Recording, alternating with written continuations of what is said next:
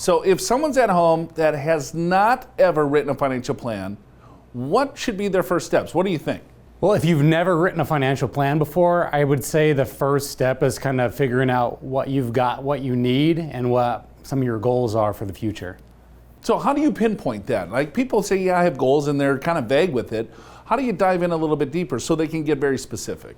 The first step that I always have people do is just how do we make it so that you can at least continue doing what you're doing now?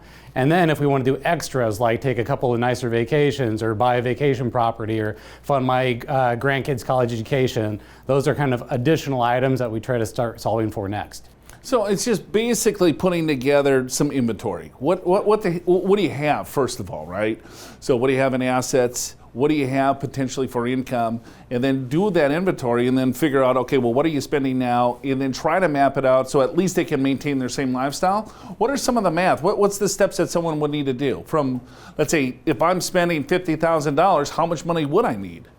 So kind of a basic rule of thumb is something called a 4% rule, which says essentially take whatever you've got and multiply it by 4%, and that tells you how much you could safely spend each year without running out of money during a typical maybe 25 to 30 year retirement time horizon. And then you equate that to income, and I think that's where the disconnect happens, right?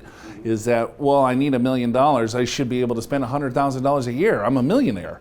Right? But that only equates really to 30, 40,000 because we're living a heck of a lot longer. Well, of course, when looking at what you've got, that 3 to 4%, that's a total distribution rate. So if all of your money is in tax-deferred accounts, for example, that 3 to 4% number is going to have to include the tax you're going to be pulling out of that account too. So as we prep for retirement, not just knowing what you have and what you need is important, but also knowing what are the ramifications of utilizing what you have. Is it going to be taxed? Is it tax-free?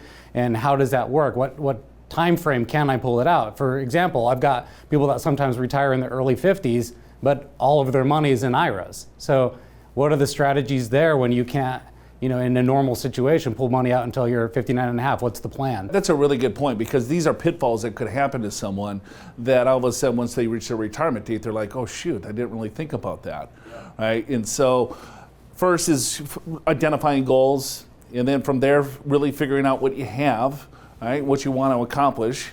And then looking at now, getting a little bit more sophisticated, I guess, from a tax perspective of how the income will come to you. So we got a DIY retirement guide. Do it yourself. Go to yourmoneyyourwealth.com, click on that guide, and get on your path to financial freedom.